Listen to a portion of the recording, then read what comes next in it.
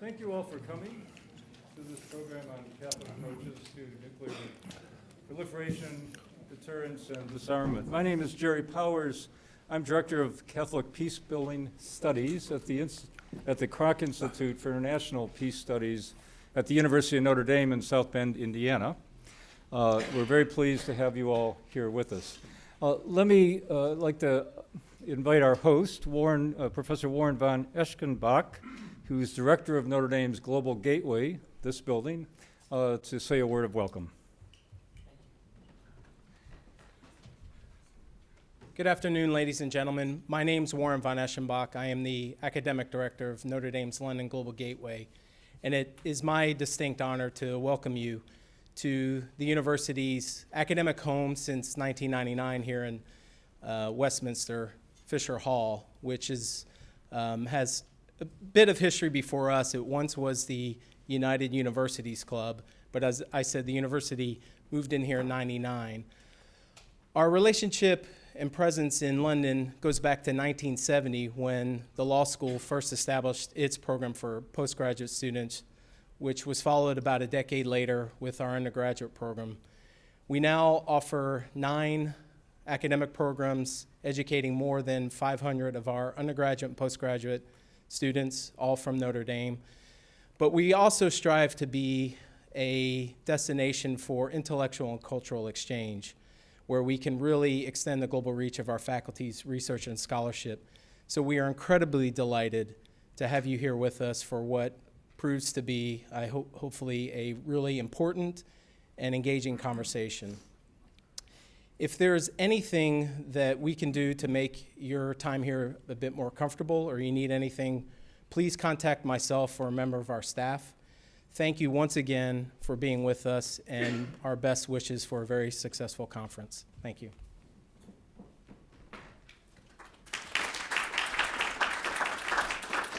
Thank you, Warren. And let me begin with some thank yous. I'd like to thank Warren's colleagues here at the Notre Dame Global Gateway, Charlotte Parkin, Sinead O'Halloran, and Rena Buznia, who helped make this event possible.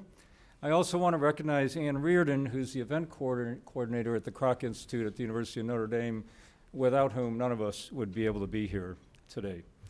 And finally, thank you to our co-sponsors, the Catholic Bishops' Conference of England and Wales, the German Bishops' Conference, the Justice and Peace Commission of the Bishops' Conference of France, the Office of International Justice and Peace of the U.S. Conference of Catholic Bishops, the University of Notre Dame's Kroc Institute, the Theology and Peace Institute, which is part of the German Catholic Military Pastoral Care Service, the Catholic Peace Building Network, Georgetown University's Berkeley Center for Religion, Peace, and World Affairs, and the Nuclear Threat Initiative.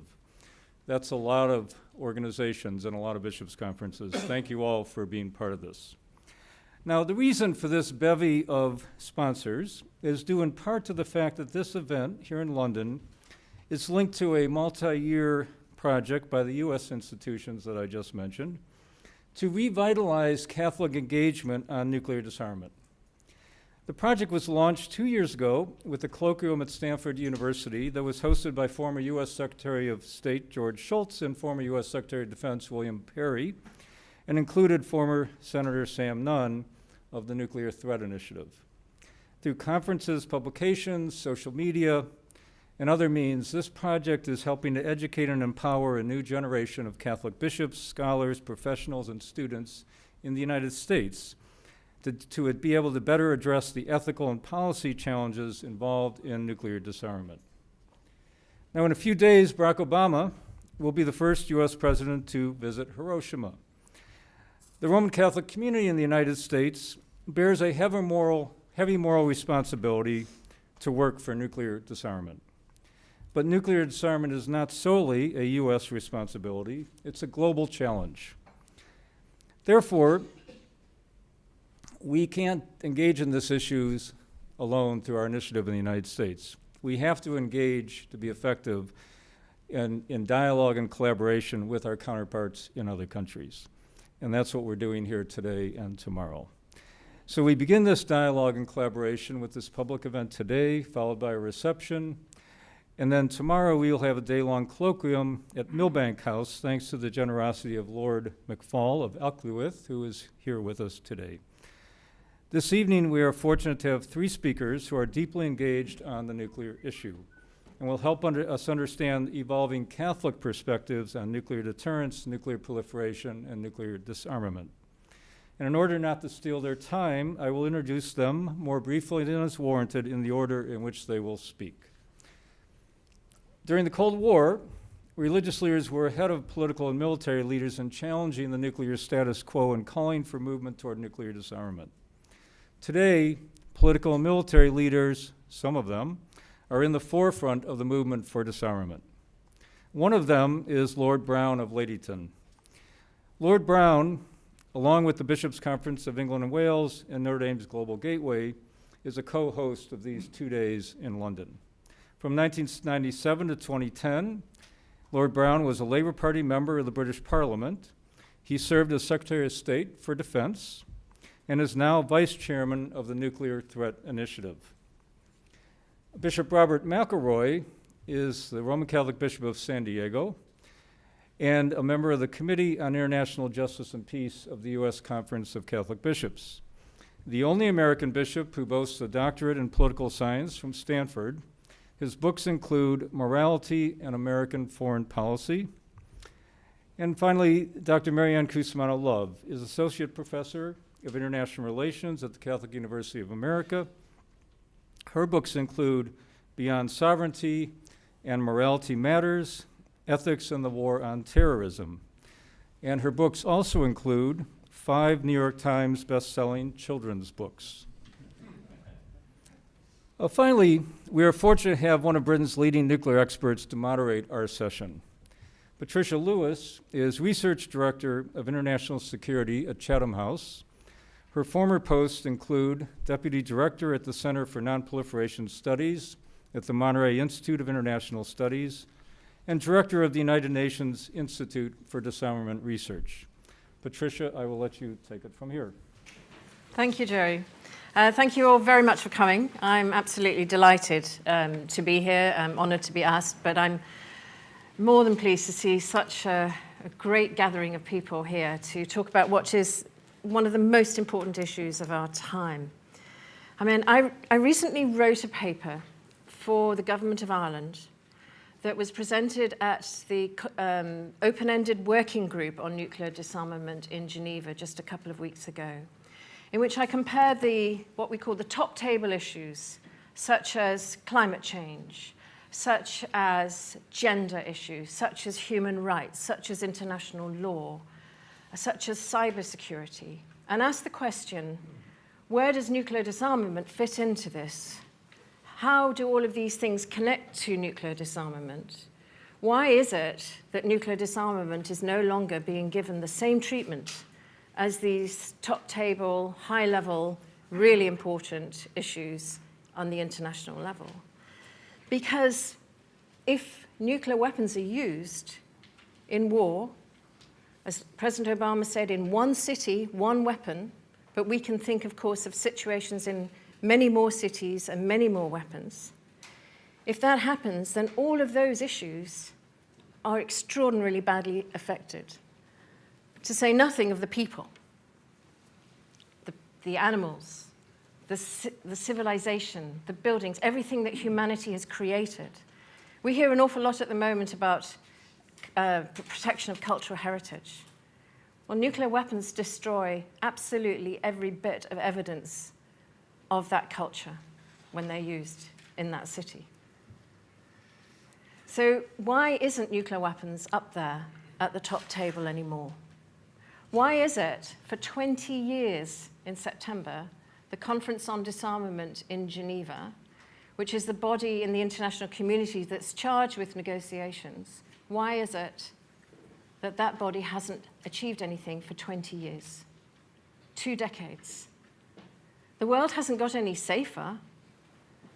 The world is in a very precarious situation. I don't need to tell anyone in this room that. And yet that body has achieved nothing in 20 years. This is the 70th anniversary year of the bombing of Hiroshima and Nagasaki. And we are I think, very presciently gathered here in the week that President Obama has decided to go to Hiroshima. And we're all, I think, waiting to hear what he might say, what he might announce in terms of going forward. And we're all hoping, I think, that we won't be disappointed. 2 years ago, nearly, in Vienna, at the Humanitarian Impact of Nuclear Weapons meeting, which was the third meeting of that process, there was a very exciting moment when the Holy See read out Pope Francis's statement and his papers were circulated. It was a moment, I think, when the Catholic Church really made a stamp on the international debate on nuclear weapons again in the way that it used to. And it was a moment, I think, where so many people who were not Catholic came to Catholics and said, thank you. Thank you for putting this issue up the agenda. Thank you for bringing a fresh look to it and asking some very tough questions about humanity, about morality, and about the issue of nuclear deterrence and whether or not nuclear deterrence is a framework, a paradigm that has any validity in today's world. So I've been asked to say a few words, and those were the words. And so I'm now going to turn to our speakers who have been introduced already. So I note that I'm far away from the speakers, which means that I can't use my trusted taser to stop them from going over their time. But I am relying completely on Bishop McElroy to keep to his time. He tells me it will be 9 minutes, so we look forward very much to what you will be saying. Throughout the nuclear era, Catholic teaching has pointed eloquently and unswervingly to the utter incompatibility of nuclear weapons with the gospel of Jesus Christ and the most fundamental ethical imperatives of our human community. The words of the Second Vatican Council are clear and compelling. Any act of war aimed indiscriminately at the destruction of entire cities or extensive areas, along with their population, is a crime against God and against the human person. It merits unequivocal and unhesitating condemnation. Thus, the focus of the Church's teaching at every level during the past 70 years has been on the moral imperative of total nuclear disarmament. The very existence of these weapons of mass destruction and indiscriminate slaughter constitutes a contradiction to the establishment of a just and peaceful world order. And that contradiction cannot be minimized by any ethic of moral justification rooted in the powerful realities of balancing power to achieve peace in a world in which the possession of nuclear weapons is already a reality. Yet Catholic moral teaching has always been an ethic rooted in the realities of the world as it exists, rather than solely in the world we aspire to be. And for this reason, especially during the Cold War, Catholic social teaching contemplated that a moral warrant could be established for the possession and the threat to use nuclear weapons in a strictly conditioned effort to deter aggression and to maintain the stability that passed for peace in the period after World War II. This moral warrant was embedded in a stance of deep skepticism within the Church about the abilities of nuclear nations to approach questions of targeting, intentionality, strategy, and force structure in a manner which did not violate specific and binding elements of Catholic teaching on war and peace. Even more importantly, this moral warrant explicitly demanded that deterrence could never be morally a static reality, but could only be accepted as an emergency interim reality which was moving toward nuclear disarmament. Pope John Paul II made this clear in his message to the UN Special Session on Disarmament in 1982. Quote, "In current conditions, deterrence based on balance, certainly not as an end in itself, but as a step on the way toward a progressive disarmament, may still be judged morally acceptable. Nonetheless, in order to ensure peace, it is indispensable not to be satisfied with this minimum, which is always susceptible to the real danger of explosion," unquote. The end of the Cold War which might have been the moment in which the nuclear superpowers and the international community made radical steps which built progressively towards staged, universal nuclear disarmament, instead became an instance of genuine progress followed by a period of complacency in nuclear reductions on the part of the superpowers and proliferation among new nuclear states. In 2008, Pope Benedict, surveying the nuclear landscape in the world, lamented that an ethic of complacency and even a toleration of limited nuclear expansion had become inextricably intertwined with the ethic of deterrence, and that as a result, the possession of nuclear weapons in the world was becoming a sign of great power status and a temptation for newly emerging powers to defend their interests and their peoples. Quote, "In difficult times such as these," Pope Benedict wrote, "it is truly necessary for all persons of goodwill to come together to reach concrete agreements aimed at effective demilitarization, especially in the area of nuclear arms, at a time when the process of nuclear non-proliferation is at a standstill. I feel bound to entreat those in authority to resume with greater determination negotiations for a progressive and mutually agreed dismantling of existing nuclear weapons. In renewing this appeal, I know that I am echoing the desire of all those concerned with the future of humanity." In his message to the 2014 United Nations Disarmament Conference, Pope Francis continues the trajectory of Pope Benedict and points to a fundamental opposition between an ethic of nuclear disarmament and the ethic of nuclear deterrence. The Pope observes that the situation which the world faces today in addressing the existence of nuclear weapons has been altered in some significant ways from the realities of the Cold War, greatly weakening the argument that deterrence is capable of creating a stable world order. Quote, "Rather than providing security, as the defenders of nuclear deterrence contend, reliance on the strategy of nuclear deterrence has created a less secure world.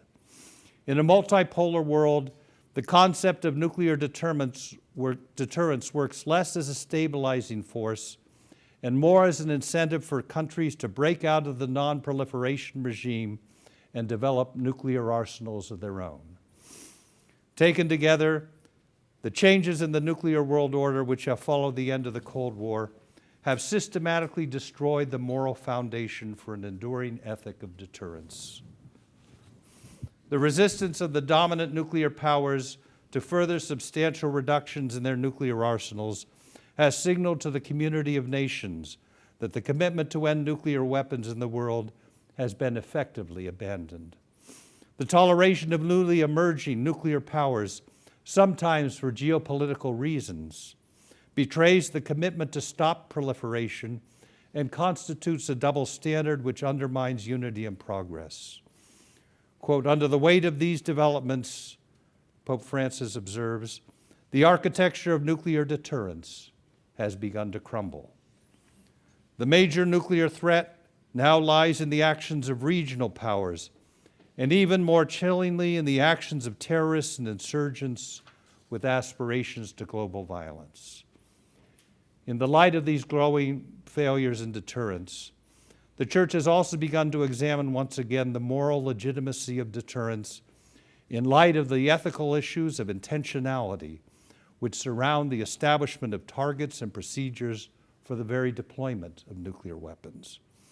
It is increasingly clear that no moral warrant can exist for state actions which even explicitly accept the utilization of weapons of mass destruction in a manner which results in such enormous loss of life. For all these reasons, Catholic teaching has concluded that the ethic of deterrence must be rejected outright. In his statement to the UN Conference in 2014, Pope Francis made this clear. Quote, "Realists argue that nuclear deterrence as a security framework must be abandoned slowly and with a calculation, if at all. But is it realistic to allow the current unstable nuclear environment to persist with minor, incremental, and essentially bilateral changes? Shall we continue to ignore the conditions that lead to nuclear instability?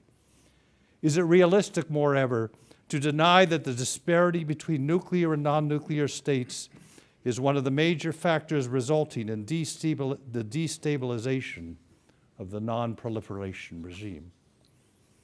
Catholic social thought calls the world to recognize that collective security does not lie in a framework of deterrence, but rather in the wholesale embrace of the moral and geopolitical reality that collective security can be found only in the active and comprehensive movement toward the abolition of nuclear weapons. The Pope notes, a genuine peace cannot grow out of instrumental prudence that establishes a precarious ethics focused narrowly on the technical instruments of war. What is needed is a constructive ethic rooted in a deeper vision of peace, an ethic in which the means and ends coincide more closely, where the positive components of peace inform and limit the use of force. Unquote. In a very real way, Catholic teaching is saying that the pathway forward for collective security lies in the very elements of the original structure of the non-proliferation regime, which have atrophied, been abandoned, or come to be regarded as hypocritical during the era of nuclear deterrence. The belief that there is a common benefit to all nations of the world in eliminating the scourge of nuclear weapons. The assertion that both nuclear and non-nuclear powers have binding responsibilities to move progressively and substantively toward nuclear disarmament.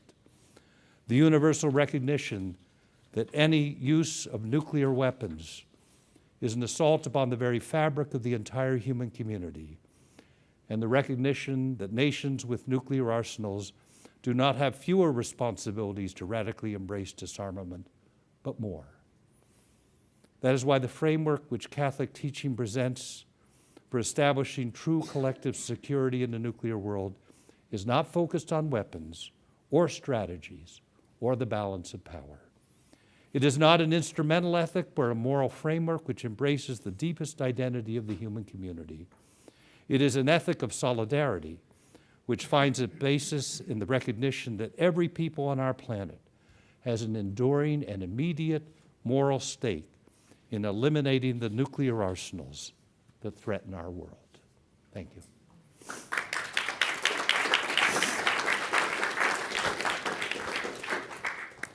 Good afternoon, everyone, and it's a genuine pleasure to be here. I think I know that I speak on behalf of my colleague, Dougal, who is with me here today, and on behalf of NTI to say what an honour it is to be associated with this event. We have been involved in this initiative for some time now, and it is one of our most important pieces of work, the reasons for which I will seek to explain in a few minutes. So thank you very much indeed, Jerry and Warren, for your opening remarks. I mean, I'm conscious, I live and work in the United States now, and I'm conscious that when I speak there, I am the kind of manifestation of two peoples who are separated by a common language, particularly with this accent, which either is very confusing or, for those who believe they have Scottish roots, very admired. So I have come to, in 2 years, adjust. So I find myself even here talking about soccer when I mean football. It's terrible for a Scot to have to admit this. I'll never get to grips with envisioning as opposed to envisioning. What is it? Envision, as opposed to envisaging. And I'm even willing, because we all rely to some degree on this great man's legacy for some proliferation, to allow my fellow countryman's name to be changed from Carnegie to Carnegie. But I'm not sure I will ever get used to here in London calling Notre Dame Notre Dame. But you may persuade us. And since you've been here the time that you have so successfully, I'm sure that your impact will be such. You will really know that you are welcomed here when we talk about Notre Dame. So thank you very much for your kind words, and thank you for hosting us here at the University of Notre Dame. So I'm delighted to be here in the heart of London, which is my adopted city and a city that I'm very proud of, and not many Scots people say that these days. And in the company of such an esteemed group of leaders in the faith and political communities of thinkers and of practitioners on issues which are now my commitment for this stage in my life: nuclear deterrence, disarmament, non-proliferation, nuclear security.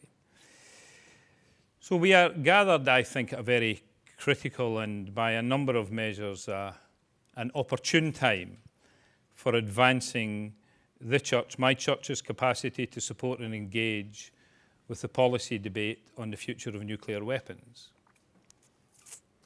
It is true that nuclear weapons challenge our very humanity. And I believe that we all, but perhaps especially people of faith, have a moral obligation, but obligations for a number of routes, to speak out for change and to work for change. There is no question that the challenges that we are facing today are enormous. I mean, Patricia, I know, because I know Patricia well and I'm pleased to work with her on many occasions, could talk for a long time about those challenges, and she's made it her life's work to engage with some of them.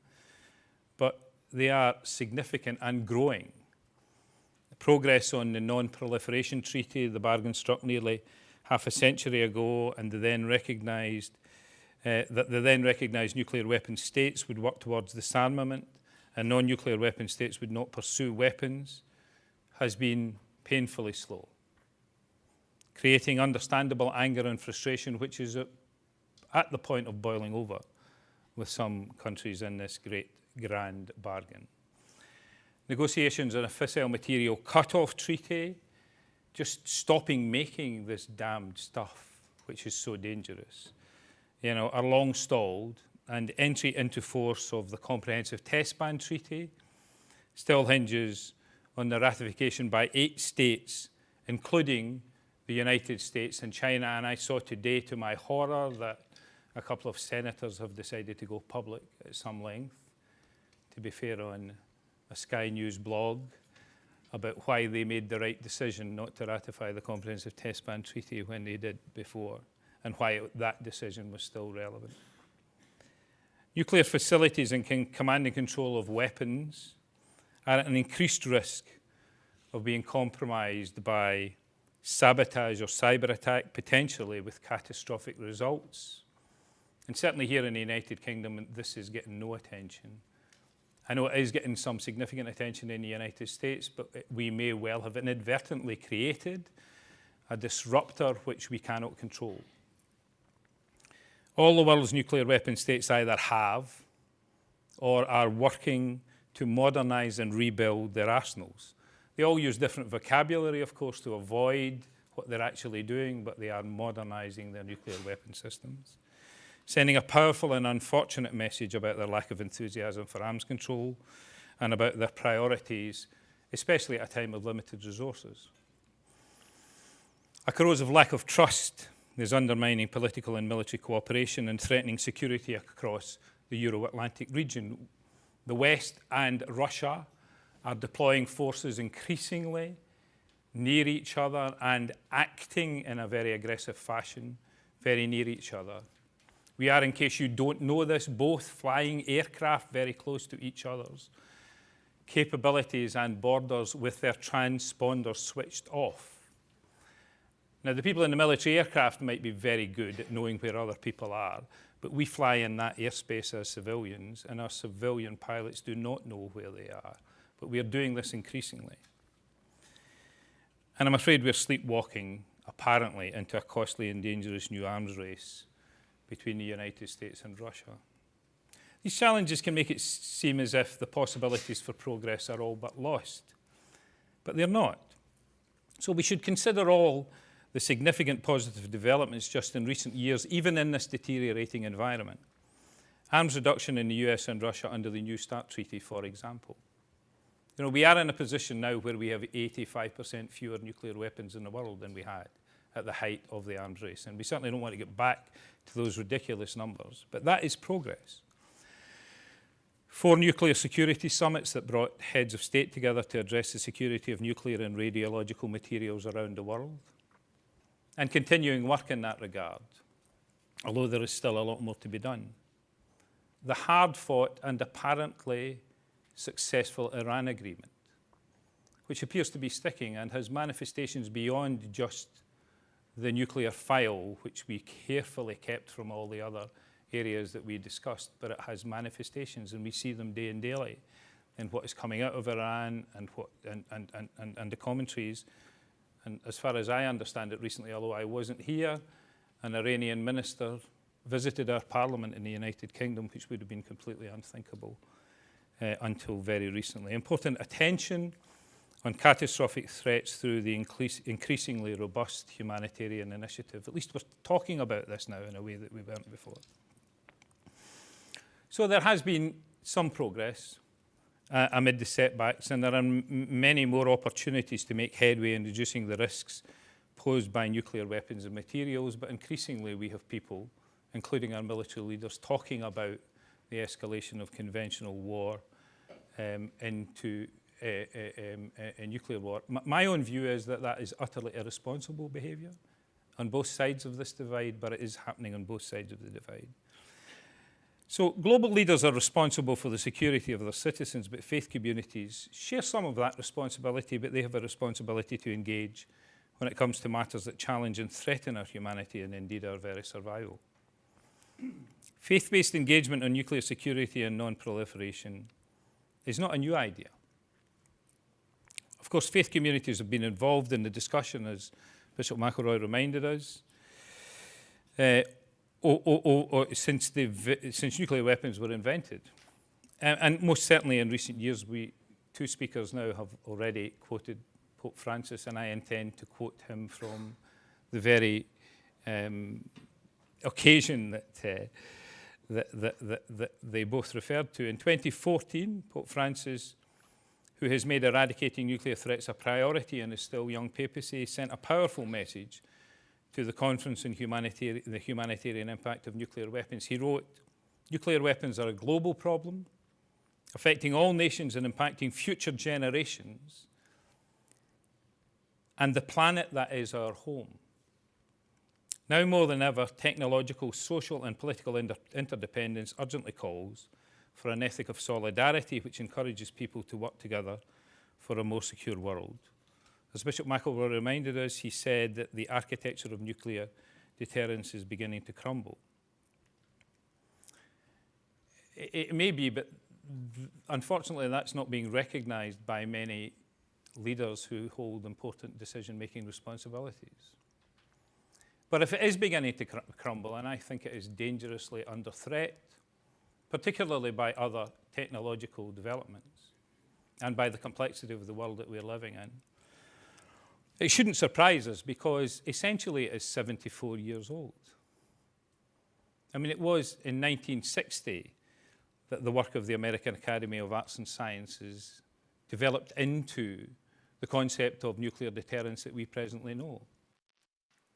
And I do not think that any persons of the stature of those who developed this philosophy in those days and in those circumstances have put their attention to a reconsideration of this in this different world that we live in. And it's time that that should be done. And I have colleagues in NTI who have been saying that publicly for some time now, and I don't know if the American Academy of Arts and Sciences heard them. But only this week they wrote to me to tell me that they're about to embark upon that process yet again, of reconsidering the relevance of that philosophy which was developed then in this world that we live in, which is a much different world from the world that it was developed in. So it's not surprising that it is beginning to crumble. And again, it would appear that His Holiness was ahead of the curve on this observation. Several months after Pope Francis spoke here in the United Kingdom, I'm certain there are at least some people in this room who will recall this, a diverse group of 26 faith leaders issued a multi-faith statement on nuclear weapons, and in it the leaders called out security policies that are based on the threat of the use of nuclear weapons as immoral and ultimately self-defeating, and they called on nuclear weapon states and the broad international community to develop a robust plan of action that will lead us to a world without nuclear weapons. For many years, of course, deterrence policy here in the United Kingdom depended on the prominent Catholic civil servant, Sir Michael Quinlan, known in fact because of his involvement in this as the High Priest of nuclear deterrence. So I never worked with Sir Michael because he was retired from the MOD before I was appointed Secretary of State, but I had the privilege of taking his advice when I was, tragically he died not long after that, but so I had the privilege of knowing him for a relatively short period of time, and I was as impressed by him, as all the others who knew him were. Michael Quinlan acknowledged the central problem for those focused on reducing reliance on deterrence and working towards a world without nuclear weapons. It was, he said, the plain fact that the weapons cannot be disinvented. Given that, he wrote, our task now is to devise a system for living in peace and freedom while ensuring that nuclear weapons are never used. So to that end, governments have a fundamental duty to examine whether and how these weapons will serve us in the future. And that debate should be underway here in the United Kingdom as the government moves ahead with Trident renewal. Unfortunately, the debate is not nearly as engaged as it should be by the Parliament or our public. And I'm afraid it's fair to say that it is devoid of imaginative thinking. I recently spent 2 hours with a group of parliamentarians trying to explain to them my concern about the interaction of disruptive technologies and nuclear weapons. So drawing on the Defence Science Board report of the Department of Defence of the United States, I explained to them that there was concern in the United States that all resilient military systems were capable of being penetrated by a cyber threat. And I went on to explain about other technologies. I won't go into it just now. I'm happy to answer questions about it. At the end of it, the moderator asked for questions, and a member of Parliament stood up and said, I can't quite figure out whether you're a unilateralist or a multilateralist. And I said, and? And he said, no, there's no and. I'm just trying to figure out whether you're a unilateralist or a multilateralist. And I said, well, why does it matter? Why does it matter? It's got nothing at all to do with what I'm talking about. And that is the extent of the debate, basically, in the United Kingdom. And for some reason, a country that has unilaterally disarmed repeatedly cannot stand unilateralists. Anyway, so in summary, I would encourage faith organisations and leaders to get more involved. I believe that faith-based organisations have a key role to play in helping to hold governments accountable for their actions, particularly when they're making long-range decisions that will impact future generations. Even Michael Quinlan said he was not in favour of nuclear deterrence at any price.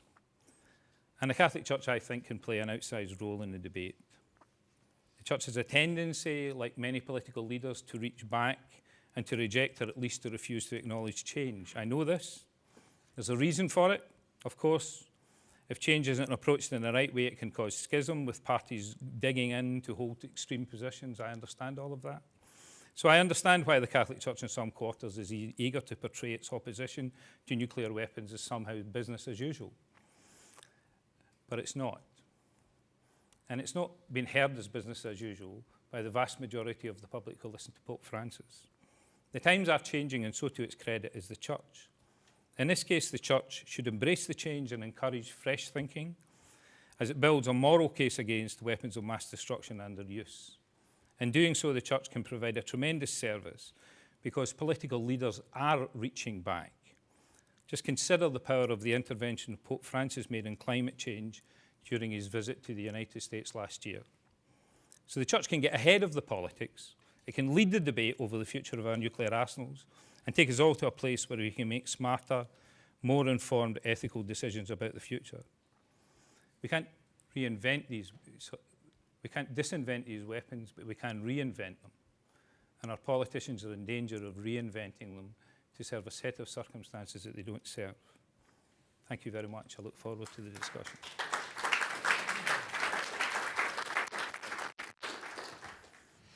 Thank you very much indeed, Des. I now turn to Maryann.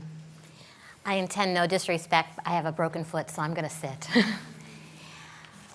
All wars end. Whether they end well or whether they end badly depends on us, on what we do to build positive, sustainable, just peace based on the creation of right relationships. Now, the people gathered here in this room know this. You have lived this. After the Second World War, the church leaders, scholars, policymakers, activists, people in this room or the institutions you are affiliated with, were intent on building new right relationships in Europe to sustain a more positive, peaceful Europe.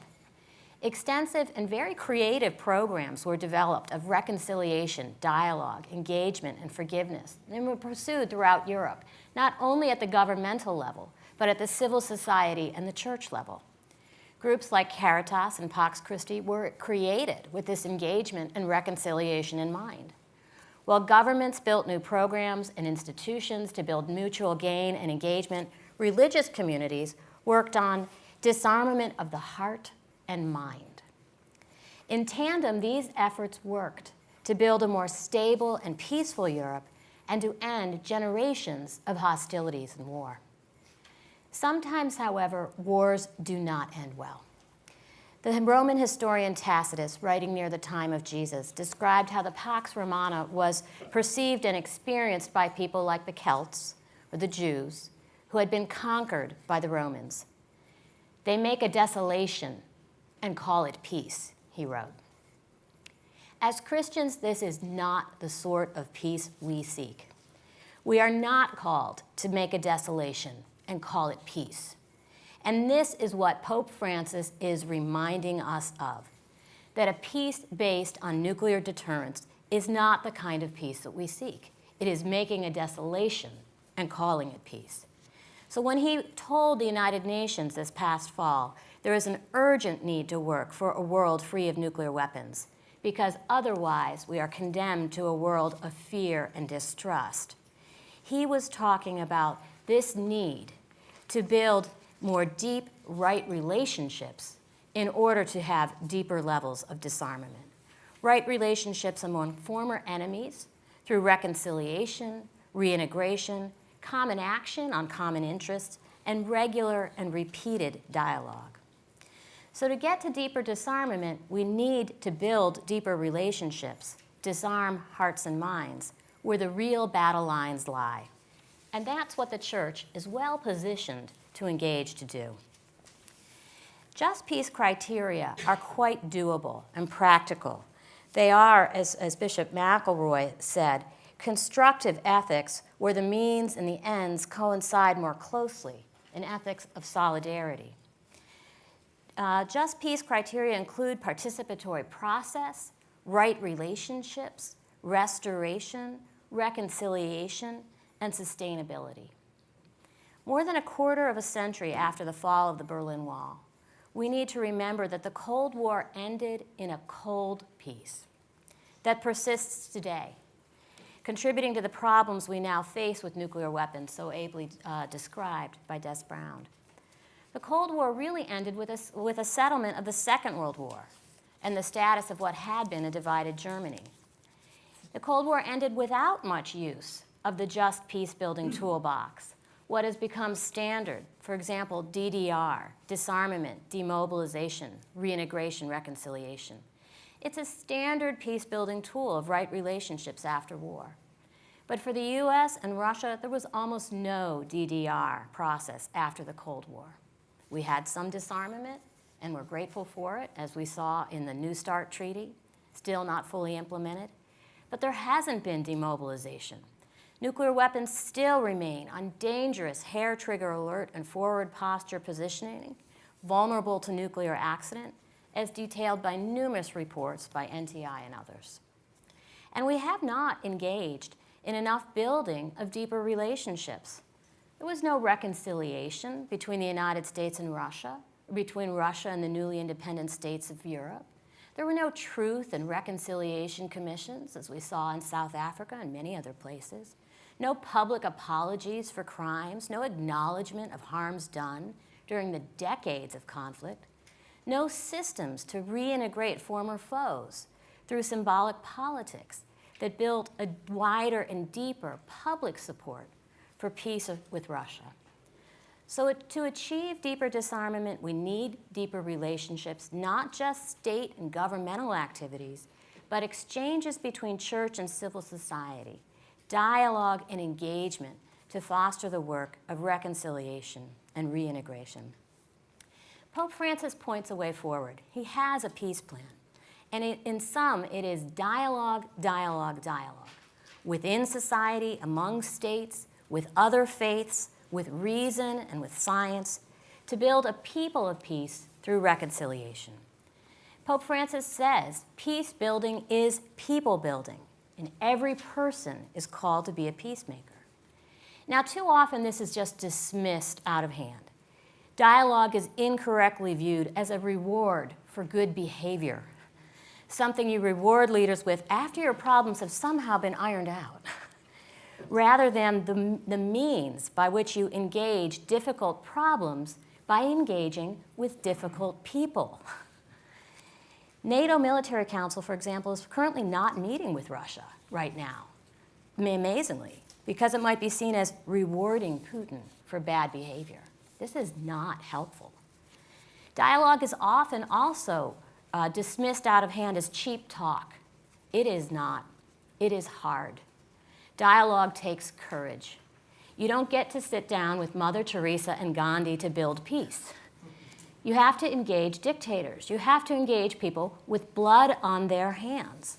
It takes courage, it takes a level of faith and comfort within your own skin to sit down with people who literally make your skin crawl. Pope Francis models this difficult dialogue and his continued engagement with unlikely partners, meeting atheists, communists like Fidel and Raul Castro in Cuba, for example. What can the church bring to building peace and dialogue? Religious actors bring 3 I's, the letter I: institutions, ideas, and imagination. The church has rich institutions to foster dialogue, reconciliation, and right relationships. Many of those institutions are represented here today: Justice and Peace Commissions, Catholic universities and NGOs, pontifical academies, the Holy See's diplomatic corps that can talk to both state-level actors and civil society actors. When action is stalled at the governmental level, the church can continue dialogue through this vast array of institutions. For example, at my home institution of Catholic University of America, we've been engaged in over 10 years of dialogue, backdoor dialogue, with Iranian scholars, clerics, and even policymakers, before our governments were talking together in what now has produced the formal Iranian nuclear agreement. San Egidio, represented here, is emblematic of ways in which church networks can facilitate dialogues to build relationships and peace. The German Bishops' Conference has a dialogue with the Russian Orthodox Church. When politics is frozen, the church can use its networks and relationships to advance conversations and engagement. Now, the Catholic Church isn't the only church with great ideas about nuclear weapons and the need for nuclear disarmament, but we do have some unique institutional capacities that give us some ways to reach in different parts of the world in different ways. In international relations, we often talk about boomerang politics and forum shopping. When politics is blocked in one venue, you pursue alternate forums. Without bilateral state-to-state activity on nuclear reductions now, is nuclear disarmament a lost cause? Pope Francis does not think so. He is trying to bring together unlikely allies in new ways, to forum shop, create new avenues for dialogue when politics are frozen. For example, the Holy See has been cited already for the leading role it played in organizing meetings leading to the Humanitarian Pledge, now signed by 127 countries, to keep the pressure on for nuclear disarmament. So widening the net of relationship building and the issues that we can use to encourage cooperation can keep momentum going towards nuclear disarmament while politics are frozen. And church institutions are well positioned to do that. Relationships built in disaster relief and humanitarian consequences, for example, can often result in spillover effect in other issue areas. Also, increasing the outreach and participation of states that gave up their nuclear weapons programs, like South Africa. We have representatives of the South African Church here today, and Argentina, would ground multilateral conversations in the connection between nuclear reductions and freeing greater resources for poverty and economic development. Pope Francis is from Argentina. So when he says nuclear weapons are theft from the poor, he means this literally. He is optimistic about the world's abilities to roll back our nuclear weapons programs and arsenals because his own country of Argentina, along with other countries such as South Africa, did just that. Pope Francis is not an outlier. We are going to see more like him going forward. A century ago, 2/3 of the Catholic Church lived in the global north. Today, that figure is exactly reversed. 2/3 of Catholics now live in the global south. So they see spending on nuclear weapons just the way Pope Francis sees it, as theft from the poor, and as bad policy that can be changed, the way other countries in the global south have changed this policy over the years. The last two I's that the Church brings to the question of nuclear disarmament may be the most important: ideas and imagination. There have been many times in recent history that the Church has been told that an issue is dead on arrival. There was no political will or capacity to address it, whether the issue was debt relief, landmines, etc. But religious actors, in partnership with civil society, have instead practiced what I call resurrection politics, taking an issue previously dead on arrival and turning it around.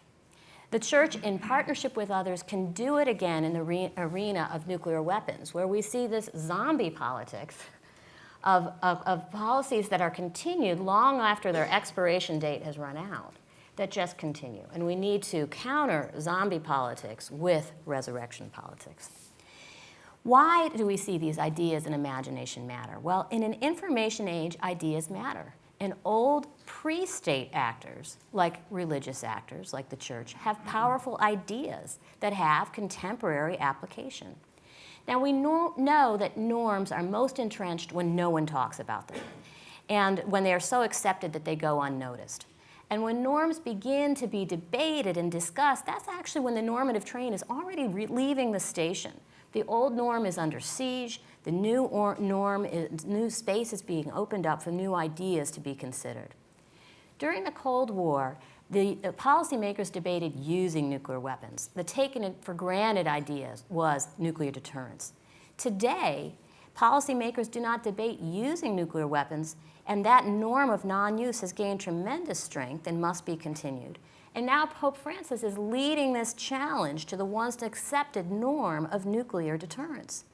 This is a discussion that religious actors must help sustain to open the space for consideration of new ideas. We cannot keep silent. We cannot fall prey to the cynicism and despair disguised and masked as realism, which are profoundly at odds with our Christian DNA of hope. This question of what kind of peace do we seek presupposes agency, that we can seek a positive peace based on right relationships, both with the world's poor, with the planet, with future generations and past enemies.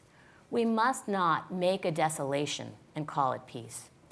The power of religious actors to bring positive change in world politics is often underestimated in a world of sovereign states. But we must not underestimate ourselves. Thank you. Thank you.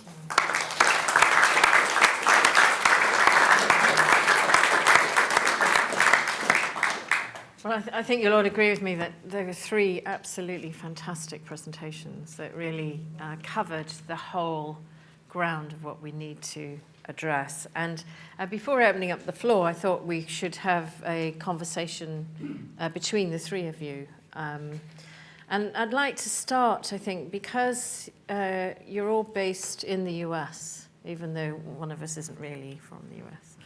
and talks with a absolutely beautiful accent, somewhat different. I think everybody here would be really keen to hear about the debate that's going on in the US about nuclear weapons. Is there a debate? We saw how all of this money is being put forward for the so-called modernization of the weapons that seemed to be part and parcel of the deal that was done by President Obama over getting the New START ratified in the Senate. And what does that mean for the future, for further reductions? How does this whole issue play out in this presidential election, which has been, from afar, quite a bizarre dialogue that's going on, but we don't hear much about the debate of nuclear weapons within that. So if you could give us a flavor of the faith-based discussion and the impact that the churches are having on the debate in the United States, I think that would be really interesting. Bishop McElroy, do you want to begin with that last point, perhaps? Maybe I'll begin with pessimism, and hopefully more optimism will come from the other two speakers. But one of the great problems, I think, is the discussion in the United States is among the religious communities on this is largely an elite discussion. There is no, I think, major grassroots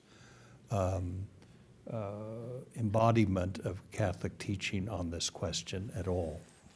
And it's different from in the 80s when there was the nuclear freeze movement, which had some substantial grassroots identity to it. So when we're all speaking about the action of the church, I think we have to keep in mind it's at a very elite level on this question. I don't think it has much. I speak as one who's fundamentally a pastor. I'm a bishop, and before that I was a pastor. There just isn't any depth to it, and that's a great problem.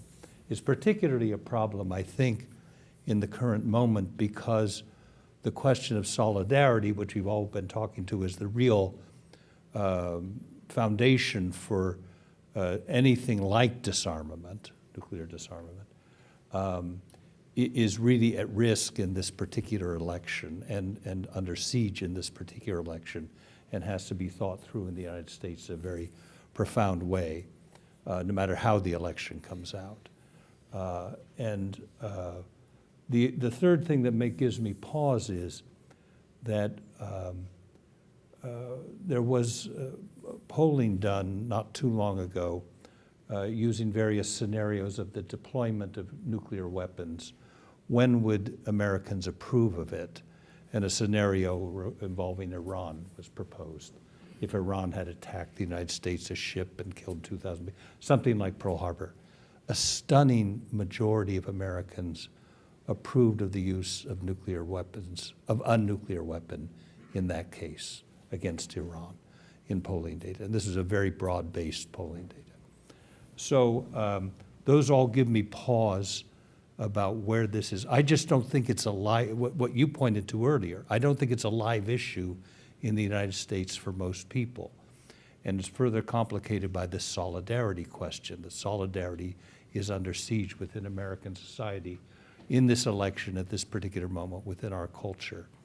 And thus, at the same time, I do think that's, I was trying to think of a fourth eye that would add what religious communities can bring that had to do with roots, of really getting it to people in a broad-based way.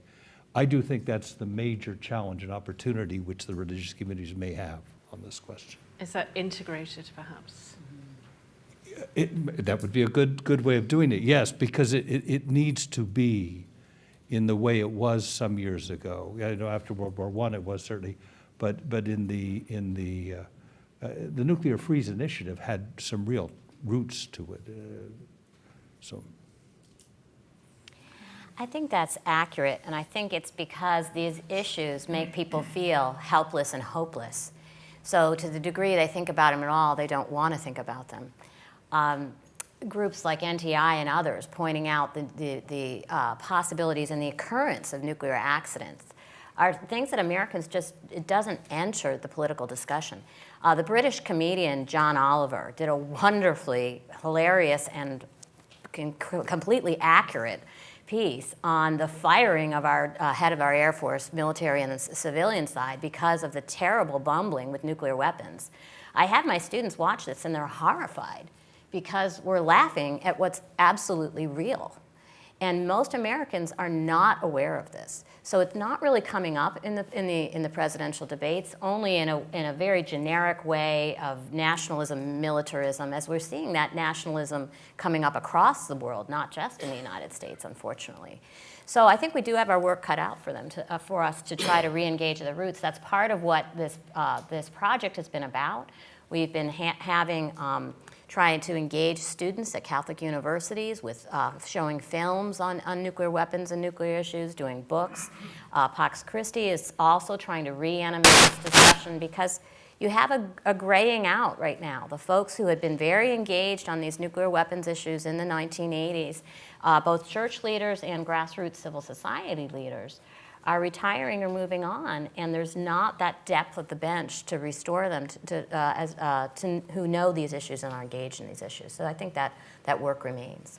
And I was very taken with what you said about dialogue and having to talk with people with whom you vehemently disagree and perhaps made your skin crawl. And I was thinking about, at the height of the Cold War, the Helsinki process, where you had the baskets, the human rights baskets, the disarmament baskets, the people-to-people, the cultural baskets, and things went along tracks, and there were real East-West discussions and dialogues at very different levels. They were faith-based, they were non-governmental, they were governmental, and it led, in the end, to a number of agreements, military, societal, a lot of cultural exchanges. So how can we do that at a time of deep division at the height of the Cold War and not be able to do it today? What's changed? Maryann, I'll ask you. Well, I'm looking to Des because I know he spoke on this at one of our meetings. Well, Des, perhaps you want to take that up then. So I just, excuse me, Bishop, but I mean, I shared the platform twice with this woman, and I just love listening to her. And it is because she says eloquently things that I think, but I cannot articulate in the way in which she does. So I have that experience you all have, which is that if you agree with somebody, you think they're a genius. So I think she's a genius. But she communicates this really well. I mean, I spent a lot of my time kind of trying to figure out why, I mean, I grew up in the 1950s in the west of Scotland in a community which was led by men who had fought the war, including my own father, who fought in every theatre of the war for the whole war. And by the time I was able to take part in this sort of behaviour, we were town twinning with German towns. These men who had experienced war knew that if this was never to happen again, then we needed to find not just common interests, but common values with people. So we made an extraordinary effort, and Germany made an extraordinary effort to engage in that sort of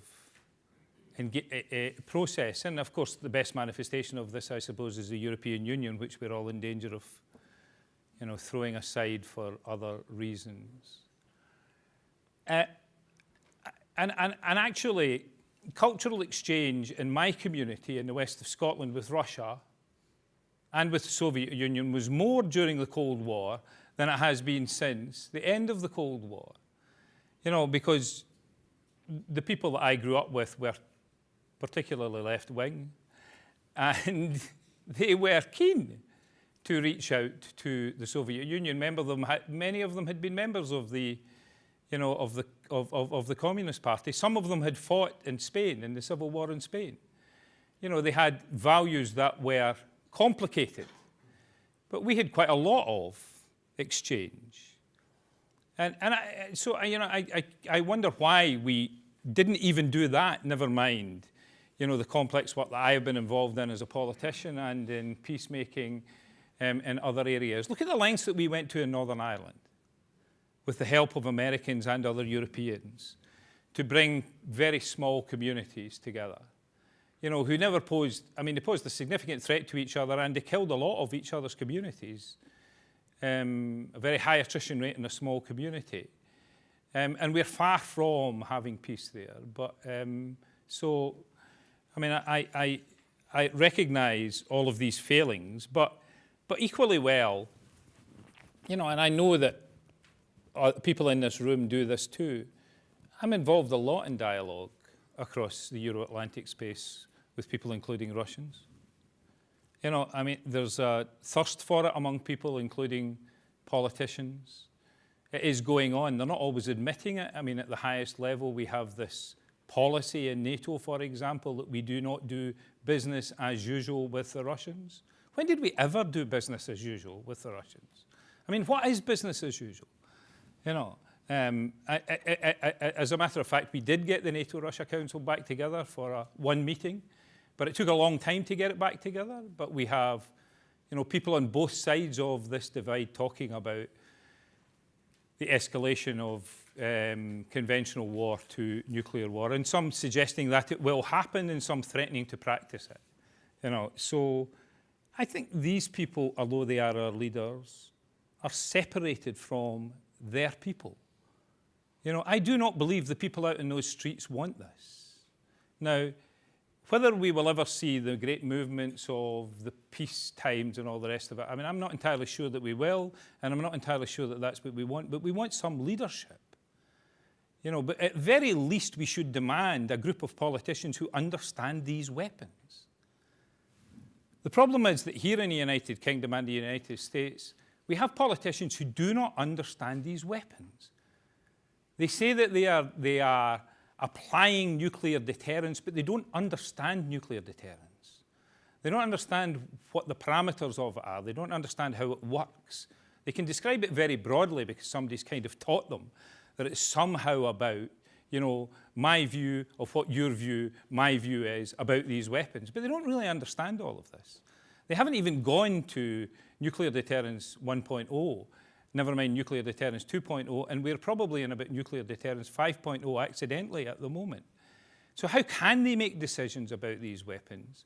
And the problem is if they get it wrong with these weapons, and we should tell them this, if we get it wrong with these weapons, or if we leave a legacy because of this modernization for future generations who will understand them even less, they will become weapons of instability, not weapons of stability. If they're in an environment in which people do not control them for one reason or another, they will become weapons of instability, and this whole process will work against us, but we will have condemned future generations to live in that environment when they had no say in it. So we're making decisions now about modernization that will last for 50 years. At the very least, we should pause and think about what we're doing, instead of both living in environments in which, you know, we are going to spend an unknown amount of money on this because nobody will ever be straightforward about it. And apparently the United States is about to spend $1 trillion on modernization, which cannot be discussed.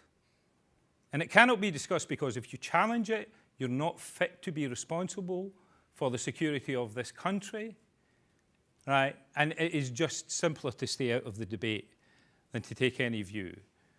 So, you know, we both have parties who should be challenging other people about this, but they are scared to do it because it will mean they will never be in government. And that's where the Democrats are in the United States at the moment. And the Republicans, well, who knows where they are? Because it just depends on what one man says at any given time, because their current leader, whom they have elected, has no consistency. You know, one minute he's talking in awe about these weapons with something that approaches some kind of sense that he realizes the problem of them. And on another day saying Korea and Japan should have them. We should give them to Korea and Japan, and then we won't need to be bothered giving them extended deterrence. I mean, the simple answer to this is let's all go to South America and ask the people of South America how can they sleep safely in their beds at night because they don't have any of them and they don't have any extended deterrence. Why are they not up all night fretting about the possibility of losing their lives? They don't have any of these weapons. What's the secret? I think what I'm going to do, if that's right, Maryann, is turn to the floor, unless you want to add on anything. No, I think I can add it later, because why could we do this in the Cold War, not now? partly it's bureaucratic politics. The perception that we won was very harmful. All the investments that were made in the State Department and others for these cultural exchange programs were absolutely eviscerated at the end of the Cold War. And the engagements that were done at the military to military level, at the technical expert level, which was wonderful through the non-lucre, but didn't have, again, what Bishop McElroy discussed, his roots. There were foundations and civil society groups that invested money into this after the Second World War. They did not invest money into this type of people-to-people exchange after the Cold War, partly because Rwanda happened, and immediately efforts focused on genocide and peace building in Africa and other places. And peace building with Russia and Eastern Europe was seen as a lesser than, not a real problem. So that would be my short answer. I'm going to turn to the floor, and my first question is from Michael, who, do you want to? Oh, would you read it? You want me to read your, no, I'd rather you read it. Come on, let's get a real discussion going now. You've been ever so well behaved in giving this to me, so there you go. And like to introduce yourself, Michael, that would be great. Oh, yes, I'm Michael Pullen of the... You need to wait for the microphone, no, sorry. Thank you. Michael Pullen of the Christian Campaign for Nuclear Disarmament in the UK. I'm glad there are going to be some questions. That's why I put this in an envelope. Is the Catholic Bishops' Conference of England and Wales at one with the Scottish Catholic bishops in being against renewal of Trident? Thank you, Matt. I think what I might do is take a few together, and then the panel can address them all together. So, Bruce, you're next. That was Bruce Kent, Campaign for Nuclear Disarmament. That's exactly the question that I was about to ask. So I'll vary it slightly and say, talking of instability, we've heard nothing about the long range of nuclear accidents and misunderstandings. The assumption is that we have a kind of stability which is now threatened, but actually we've had instability since the word go, and based on a principle John Paul II unfortunately gave a kind of blessing to nuclear deterrence, and fortunately Francis has removed that. I hope I'm right on that, and I'd like some comment about accidents and about the variation of Catholic teaching, which I much welcome. Thank you. And behind a lady in the lovely turquoise. And British section of Pax Christi. Lord Browne spoke of the reasons why church leaders fail to rise to what is hoped and expected from them, in the sense of a generalized fear of change, which may lead to schism and entrenched positions. Could you say a little more about that, and whether there are in fact more reasons, other reasons more specifically, as to why there is a failure to speak out more clearly in line with what Pope Francis has so clearly said? Thank you. I think three's enough in one go. So who'd like to kick off first with a response to any one of those questions? I'll start on the last one, on the church and change, because I'm not a cleric, so I can say things perhaps that a cleric might not be able to. It's difficult for the church to admit when any of our teachings have changed. And it's always usually leads with, as the church has always taught, and in this case, the church has always taught that nuclear weapons should be removed, that that their use would be immoral, that they pose a grave danger, and that the main consideration should be nuclear disarmament. Talking about where deterrence fits on that path to disarmament has changed. But I think where Pope Francis is a bit more liberated to speak about this is because he identifies himself very clearly as a son of Vatican II. And Vatican II embraced the method of signs of the times, of discerning the light of the unchanging light of the gospel through the signs of the times, to try to see how that made sense in current situations. And he has embraced this method of discernment. As a Jesuit, they also have the Ignatian methods of discernment. So I think he's a little bit more comfortable in talking about change because of where he's coming from And that's what leads him to be able to say more clearly, we need to urgently work towards nuclear disarmament. Sure. I think that there has been continuity and there has been change. I actually think the change occurred when Pope John Paul II made the declaration in favor of deterrence.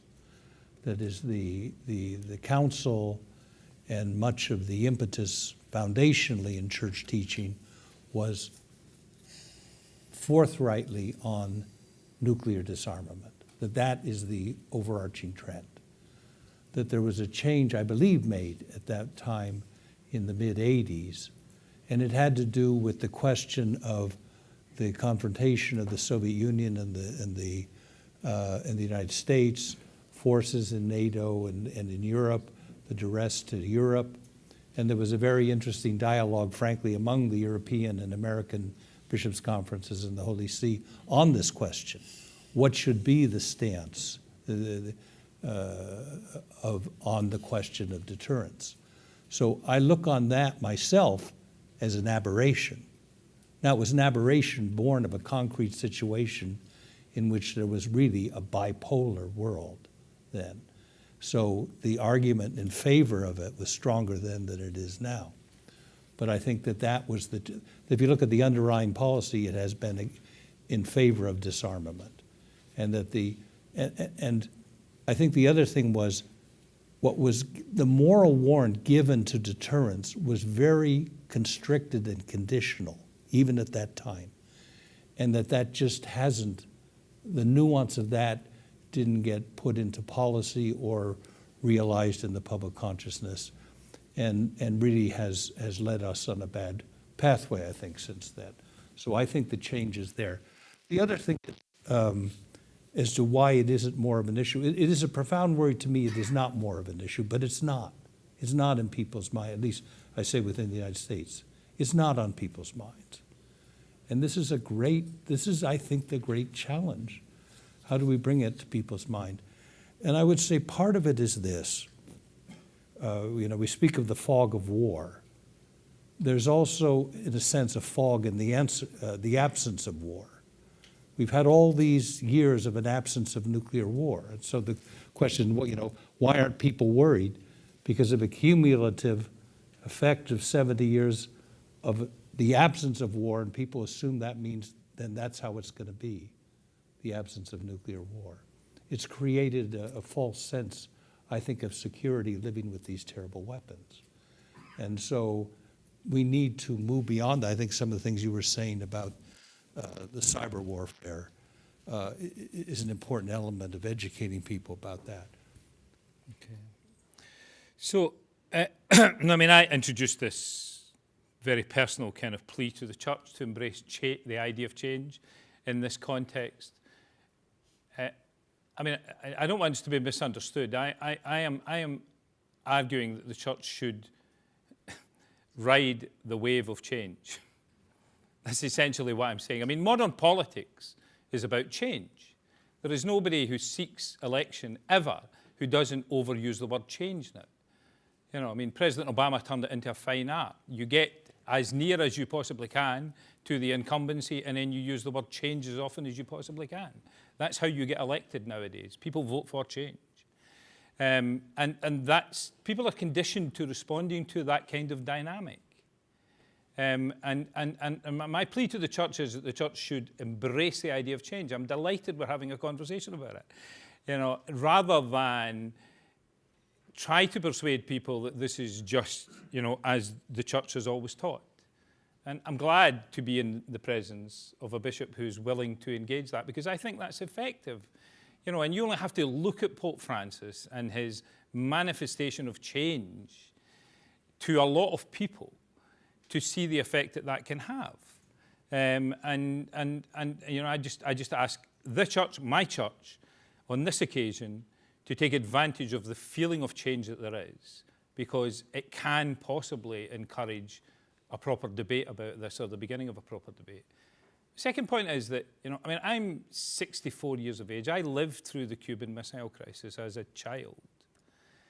So I went to bed thinking I may never get up. Bruce, if you want to talk about accidents and possibilities, you know, there was nothing more terrifying than that.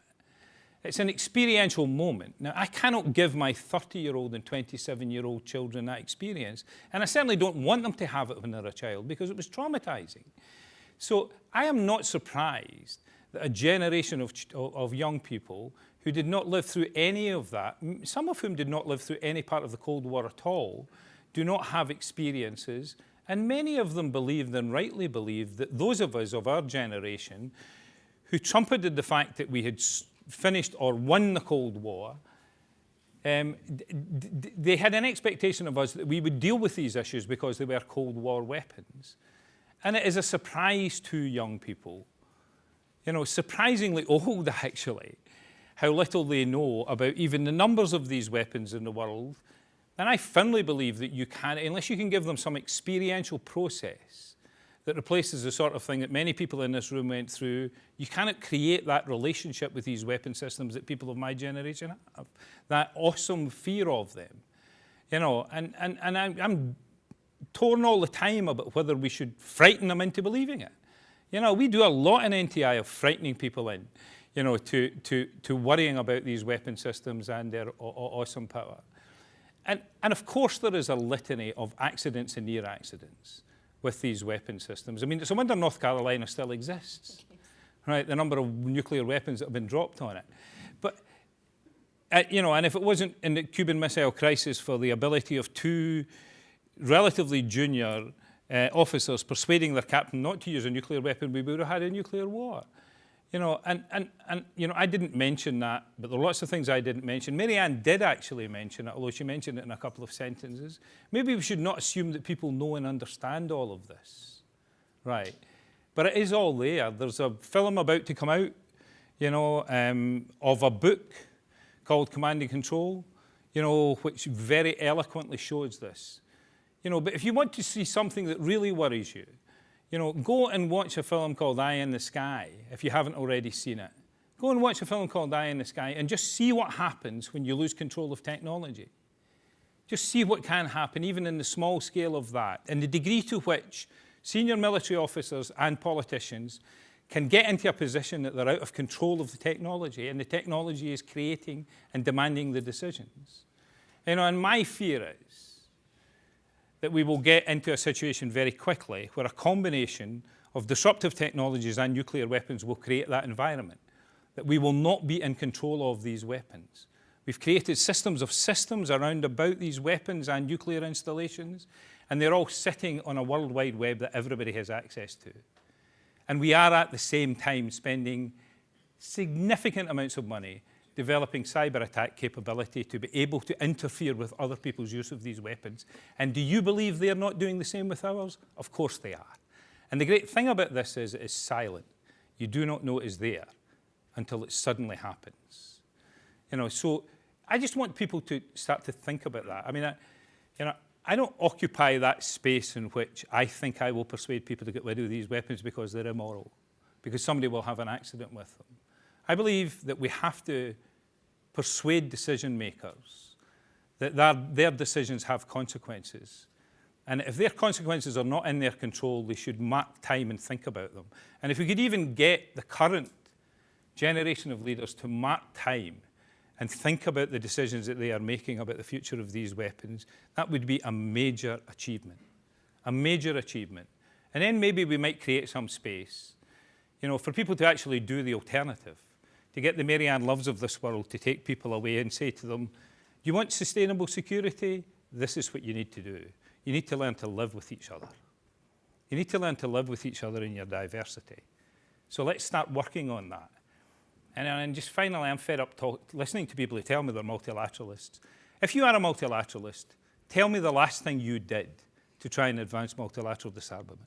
Just the last one thing you did to try and advance multilateral disarmament. And then maybe we will have some respect for that attitude that allows you to keep your nuclear weapons while you're not doing anything about ridding the world of them.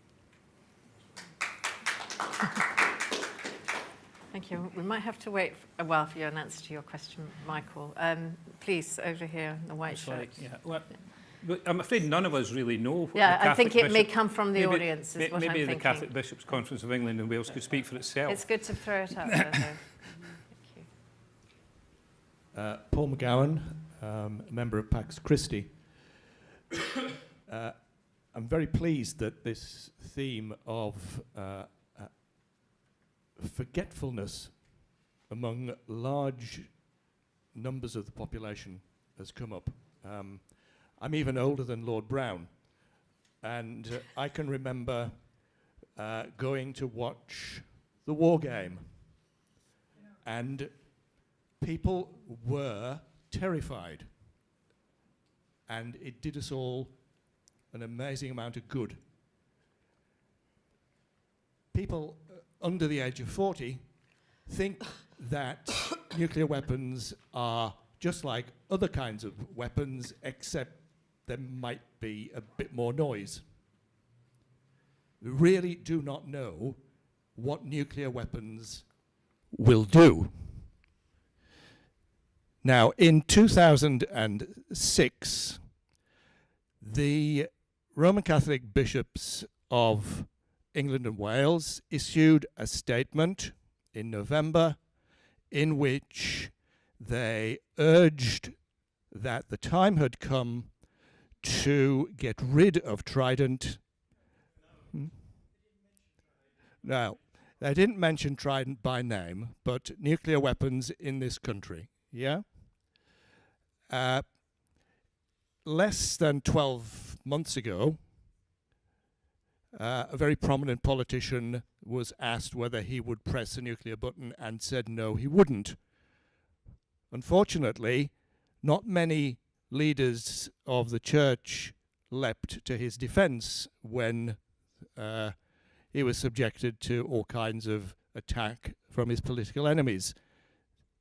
So we now seem to have reached the point where a political figure who says that they would not use these weapons is seen as weak and to be criticized, and cannot expect to be defended by church leaders. This is,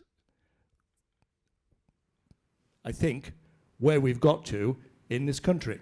Thank you. Thank you very much. So next, I think I've got everyone down who's putting up their hands. If you think I haven't, wave madly now. I didn't get you. Thank you. Great. Hi, I'm Stephen Kolecki. I'm the director of the Office of International. I'm Stephen Kolecki. I'm the director of the Office of International Justice and Peace at the U.S. Bishops' Conference. I want to go back to experience because this is what I see missing. I grew up in the 1950s. I remember my dad and I, he was a World War II vet, I remember us going by a cinder block factory where there was a sample bomb shelter, and I remember begging him to put a bomb shelter in our basement and to stock it up. And I remember him telling me, Steve, in a nuclear war, we're not going to need a bomb shelter. There's not going to be anything left to live for. It's going to be gone. And I remember going to bed scared. And I remember, and so I just, today I think when people hear nuclear weapons, they hear nuclear umbrella, they hear security, they hear peace through strength. And so I'm wondering, particularly with my daughter's generation, they're in their 30s, and people younger than that, how do we create an experiential tie to this issue so that it's real for them, so that they realize this is about their children and their grandchildren, this is about the future of humanity? That's what it was for me as a child, and I don't know how to, I don't want to create fear for fear's sake, but I do want to create some reality, because I don't think we're going to get the leaders we need to make the bold changes we need unless the public puts some pressure on. So I don't know if anybody has any creative ideas around that, but I don't want, you can't recreate my childhood, but we need to do something to make it real for people. Thank you. And if you could pass it behind you, actually, to Shirley Williams, that would be great. Thank you. I've just got 3 short points to make, and I've found the discussion very interesting. The first one is Maryann Love. I think that something that she said was extremely significant, and that is that there should be no breach between those who are opposing war and those who are promoting the basis of peace. The church could do much more in this respect. Let's quite straightforwardly, for example, look at the recent discussion here about whether the Austrian Green president was going to beat the Austrian right-wing president, which fortunately he did by a very few votes. A clear point about that was that there was in the case of the Green president, he saw the back history of Austria leading straightforwardly on to an Austria which was committed to, very broadly speaking, what one might call laudate si in France. In other words, what Maryann Love was talking about was seeing the value of what we were destroying side by side. Going right back to trying to change the attitudes and characters of whole societies. Germany is a transformed country, Austria is not. And that transformation had to do with building a huge range of non-political relationships between scientists, between historians, between teachers, which was established long, long ago and has been extraordinarily helpful. And that's something that the churches could do. Second point, quickly, and that is that among one of the key things we have to do when Obama is in Hiroshima is to decide whether we want to put pressure, all the pressure we can on, to begin to draw up a new treaty to succeed the START 2 or 3 treaty, which you, Patricia, mentioned, and that is, of course, in order to start the agenda going of natural, endless dialogue between Russians, Chinese, Americans. If we once break off the dialogue, and we're very close to doing it, there's only one treaty left, which is still operating, then the whole of the process of beginning to create a world of dialogue begins to be very seriously affected. And finally and thirdly, I would simply say it's very interesting listening to this discussion because I think some things have moved on more than we'd expect. I'm very conscious of talking in a city which has elected the first Muslim practicing mayor when no other city in the world has done that. In other words, there is now, I think, a sharing of views, including views about faith, which is actually beginning to give us considerable hope. And I think we should build on that. And I think it's something where, in America, the church should directly confront arguments that people of different faiths cannot speak to one another, dialogue with one another, understand one another. And I think that leaves the American church with a very serious responsibility, in the same way the British church had a serious responsibility. In many ways, above all example was Lord Pakenham, who believed that the first thing to do with regard to Germany was to say, we all need to be forgiven. And that was the spiritual basis on which Germany changed that whole recognition. I think what I'm going to do is just carry on the conversation a little bit with the audience here, and then not come back to the panel as yet. So next on my list is Paul Short. I'm not sure I know everyone's name, so please forgive me. No, Paul Short. Paul, thanks. I'm trying to keep order. I used to be a barmaid as a student. So. My name is Paul Schult, and I am a multilateralist, and I can say the last thing I did, which was to attend a conference in Warsaw about 2 or 3 years ago, and then write it up for a month, which was devoted to trying to discuss with the Russians approximately how many theatre nuclear weapons they had, because we wanted to begin confidence-building measures and maybe build on that. And we got nowhere. There was an absolute refusal to discuss this kind of thing. And I think that's one example of the structural problems in believing that dialogue will solve these problems. I should say I'm not a Catholic, I'm ex-MOD, I'm therefore a member of the nuclear priesthood in minor orders, and I am joint chair of the Council on Christian Approaches to Defence and Disarmament in the UK. I have some honest questions, and I would be very interested in answers in relation to what I've already heard. Is it possible to divide nuclear disarmament from general disarmament or the solution of wider security concerns in the way that the panel seems to suggest you can? Can that be done? Will it work? Will it hold?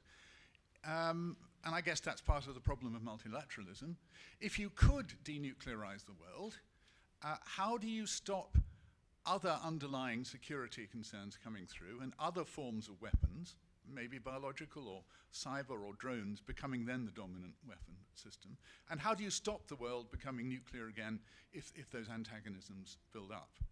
And how, if you want to denuclearize the world, do you deal with states who really want to keep nuclear weapons because they regard them as legitimately necessary for the kind of power that they believe themselves entitled to? Russia is renuclearizing. China refuses to put a cap on its figures. Pakistan is beginning to turn to tactical nuclear weapons. And North Korea, we needn't even mention, because there are people who are so obviously dependent on nuclear weapons. So what is the solution for dealing with those countries? And can it really be dialogue? Because these are also states who hate the idea of transformation through individual dialogue from other countries. They did during the Cold War, they do in different ways now. Will they therefore permit the kind of transformation, which sounds wonderful if it could happen, that Pope Francis wants? Do you have reasonable grounds for believing that? And remember, it was asserted that Catholic doctrine has to deal with the world as it actually is. Thank you. Paul, if you could pass it to the microphone to the lady behind you, that would be good. Thank you. Thank you very much. I'm Caroline Gilbert from the Christian Campaign as well. And I really do feel a bit nervous in this very distinguished gathering. There were lots of ideas that came up which were sort of interesting and kind of sort of surfacing and coming up and down. And I do totally agree with this gentleman here that you have to work with the world as it is. You know what I mean? That a moral position is absolutely fine, but if it's, you know, the people who are actually having to deal with something, it's a practical thing. You know, you have to actually engage with what the world is, you know, the actual business. So I actually wish to bring to your attention one of the things that came up slightly and then vanished again was the nuclear exit nations. That is the nations that had nuclear weapons, like South Africa, and not actually for madly moral reasons, but simply because it was the practical and best thing to do and best for their security to get out of them. I attended a very interesting conference in Helsinki 2 years ago called the Nuclear Exit Nations, which was a very interesting situation altogether because they were kind of trying to do diplomacy on Iran at the same time, which in fact I think they were succeeding in. But they had input from the nations that had nuclear weapons. They developed them for what seemed to them reasonable reasons, and they gave them up for reasonable political reasons. Like ex-President de Klerk was the main speaker, and he said he had this window of opportunity to rejoin the community of nations because, you know, he knew he would have to free Nelson Mandela. He knew there would be an ANC government, and because of changes in conflict to the north, he had this one window when he could change. And he wanted to jump through this window, this is more or less his words, to rejoin the community of nations, not be the place you never bought oranges from. All my childhood I never brought oranges. And he had to take it. And we had the bloke who oversaw that from the IEAE, as one of the main speakers as well. So it was very, very interesting.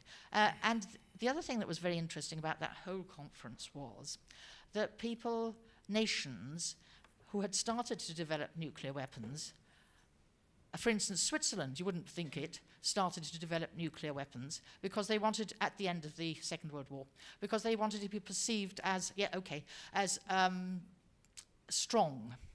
And then they wanted to be perceived as independent and friendly, and that didn't quite go with it. So what is our identity now? What kind of identity do we want? What kind of foreign policy do we wish to pursue? That was really the question for us. Thank you very much indeed. So there are two more on my list. I'm going to take them and then I'm going to come back to the panel and then that's the end. So there's the gentleman there and then the gentleman. The light-haired one or the grey-haired one? You, sir. You, yes. You who've been so patient. Thank you. A very quick question. It's a pastoral question for the Bishop of San Diego.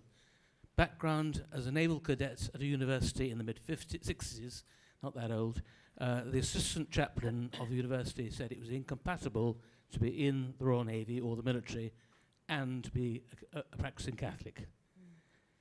That shocked me. It was sorted out. What do you say to those fine Catholics who serve in the ships of San Diego, carrying nuclear weapons, to encourage them, but make your point that you were making earlier? And then, yes, last question. Thank you. Tom Sauer from Belgium, academic. It's good to hear that you brought up the movie Eye in the Sky. I happened to see it a couple of days ago, and what I learned, I was surprised that the politicians and military really worried about collateral damage. And for those who haven't seen the movie, they wanted to kill 3 or 4 terrorists, and there was a child playing. Don't spoil the film for people. And they hesitated a long It's time. spoiler alert. No, don't spoil film. So how can that be squared, that kind of thinking, with using nuclear weapons when tens of thousands of children will be killed? Now, that's just a remark, but my question was about the humanitarian initiative. No one mentioned the nuclear weapons ban. Question to the British in the room. If 120 to 140 states start negotiating and will conclude the nuclear weapons ban, maybe already at the end of this year or beginning of next year, to what extent would that strengthen the opposition against Trident? And that Britain may become a non-nuclear weapon state? Thank you. That was a very good question on which to end the questions from the floor. So there's quite a wide ranging there. Some of them were not specific questions, but very good comments. And so what I think I'll do is go in reverse order.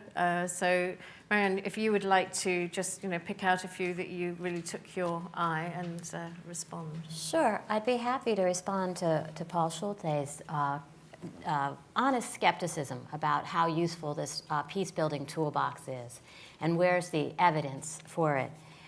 There's a great deal of evidence. So peace is breaking out around the world today.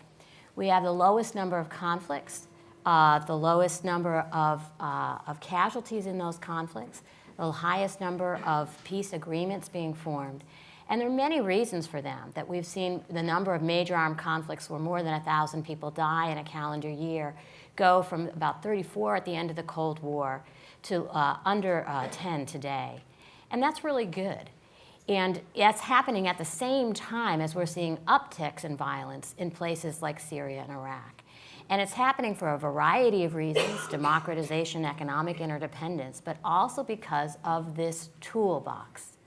So dialogue, disarmament, demobilization, reintegration, reconciliation has a track record in places that you would not ever have expected it would work. And so if it can work in places where there have had incredible amount of bloodshed, it certainly seems to me that we ought to be willing to try it among countries that don't have this incredible bloodletting that existed between them. So I think there is a very good track record.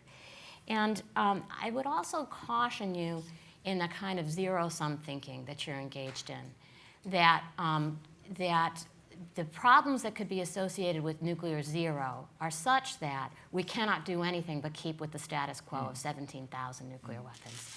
I don't think anybody here is saying that, and I don't think the Pope is saying that when he's saying he urges us to more engaged efforts towards deeper nuclear disarmament.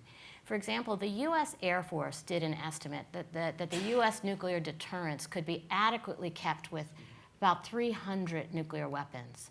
I would be very happy to go with that. And if that happened in my lifetime, I would be doing a victory dance. So I don't think we need to be beating ourselves up over the difference between 300 and zero. If we could get to that much deeper level, I think we would be doing much more engagement with both the Church's teaching and making a much more safe and secure world. And I think there's a lot of evidence to substantiate that. Okay, so the question about collateral damage is interesting. I mean, I was in the position of responsibility as the Secretary of State for Defence, and I can assure you that politicians worry a lot about the use of any weapons. And I can also assure you that military do too.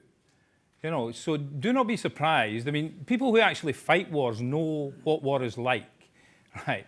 So they don't really need lessons from us who don't fight them about how awful this is and what the consequences can be for them and others. And it is in their mind all the time. And you know, I urge people to look at this film, and when you're looking at it, just think about the degree to which this correctly portrays how far this technology has got out of the control of the people who are worrying about the use of it, because they don't have rules about using it. That's the point.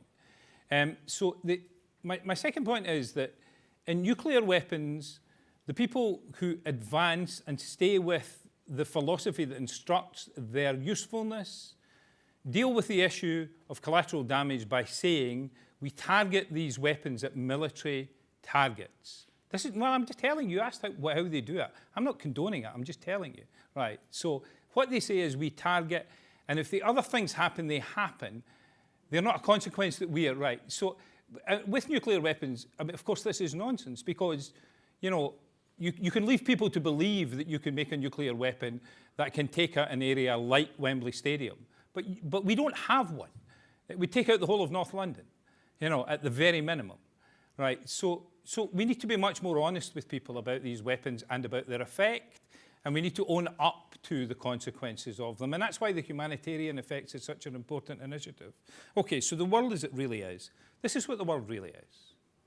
Okay, so the world really is that NATO spends more than 50% of the world's total spend on military expenditure. That's the world as it really is. That's the disproportionality of military expenditure compared to the rest of the world, right? The world as it really is that 95% of these weapons, approximately, somewhere between 90 and 95%, is in the part of the world that we live in, between Vancouver and Vladivostok. So why are we having nightmares about other people? If we want to have nightmares about these weapons, let's have nightmares about the weapons that we have responsibility for, and let's start engaging in that, okay? We put a lot of effort into worrying about what the demated Chinese weapons may have, and that they may have more at some stage, because somehow the Chinese, by their very nature, are a threat to us, right? And we postulate the fact that the Chinese may attack the United States of America. Well, I know of no example in history where anybody has bombed their own bank. I just don't know of any example in history, right? And you know, I like debating with you, Paul, about these issues, and you've asked similar questions to me before. The answer to your question about where the answer lies was in the fact that you have now had to drop Iran from the list of countries that you're concerned about. You did not mention it. And the reason you didn't mention Iran is because we have a deal with Iran that looks as though it's sticking. So we took a recalcitrant country who would never give up, who would always be a country that we do, and we had a discussion with them. To be fair, we put them into a position where they had to have a discussion with us by deploying other means, and we got a deal with them, and it looks as though it's going to stick. It looks as though we have stopped them from getting a nuclear weapon. And it gives us a space and an opportunity to do other things with them. We may or may not be able to do it, but it is much better than them moving into the position where they joined the family of countries that had nuclear weapons. That's the world as it really is. I really don't feel any obligation to give everybody a holistic solution to this problem. I want people to move down the road of trying to find a solution. And I just say to people about those who think that these weapon systems somehow are destined to be with us forever. It's just a good job you were not around when people were talking about chemical weapons and biological weapons and anti-personnel landmines and cluster munitions, or we would have made no progress because you couldn't disinvent them, so we may as well just hold on to them all. Yeah, well, so we have actual history of being able to get rid of weapon systems broadly in the world and getting to the stage where we no longer need to worry about them. So nobody has ever said NATO is a biological equipped or chemical equipped deterrent military organization, and as long as biological or chemical weapons exist, we will have them. But somehow we feel comfortable about saying we are a nuclear-armed alliance, and as long as nuclear weapons exist, NATO will be a nuclear-armed alliance. My response to them is, reverse it. It's an aphorism. It means nothing. As long as NATO has a nuclear weapon, nuclear weapons will exist. So we need to start thinking about what we're saying about these things and start applying our own experience. Des, I'm going to have to stop you because we've gone past the yardarm and the time for a drink. So, Bishop McElroy, if you could take up the reins. I will and finish be off. brief. I will try to answer the pastoral question first about the Navy enlisted man on the submarine in San Diego, or coming out of San Diego, rear aircraft carrier. And I'd say this: during the height of the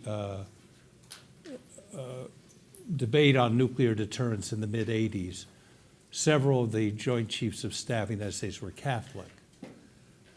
Two of them wrote long letters back and forth with Archbishop John Quinn, I was his secretary at the time. It was a most impressive dialogue to me. It goes to the point you say about statesmen and military men and women, considering deeply the implications of their actions and of their policies. Deeply angered. These were deep Catholics, and my experience with Catholic military people, with military people in general, is they tend to be more skilled in the ethics of warfare than the general population of what's right and wrong, because they're taught that. These men thought in those terms and anguished over those terms. And while they were in favor of deterrence, I do believe that if these two had been called upon to use nuclear weapons, they would likely not have done so. And it's interesting to me that even when John Paul II was talking about deterrence, at that point there was never an endorsement of the use of nuclear weapons. It was always a deterrent policy, never use. And so I think it's just the notion that the use of nuclear weapons in Catholic social teaching is ever tolerable. I just think that's wrong. Just to end on a more hopeful note, is the question of how do we get to a world where we can do that? And I would go back to Maryann's comment earlier about the debt crisis and how that was, that was the world as it was too. How do we get sovereign debt forgiven by the banks of the world? And it was thought to be impossible, and it got done. How do we get the nuclear non-proliferation regime in the first place? It was because for a wide variety of reasons, virtually every country believed that they would be better off and the world would be better off buying into that regime. Okay, not everybody did, but almost everybody did. We need to move in that direction again and help create the conditions for a world where people feel, countries believe and understand that they will all be better off as they move progressively and radically toward nuclear disarmament. Thank you. That was an excellent note on which to end, and I think it very much speaks to what Shirley brought up, which is the issue of transformation. And all the way through, I was thinking about what is it that could transform this situation that we're in right now. So with that, I think I'm going to turn to Jerry to close the session. I would personally like to thank the speakers and everyone who took the microphone and everyone who is listening in an engaged way I can see from here, to say thank you for that and for that real presence to be listening and engaging in this really important discussion.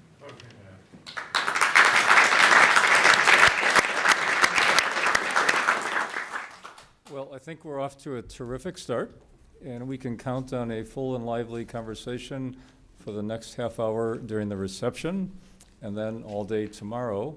But join me in thanking once again Bishop McElroy, Lord Browne, Dr. Love, and Dr. Lewis for being with us. And the reception is right out along the back.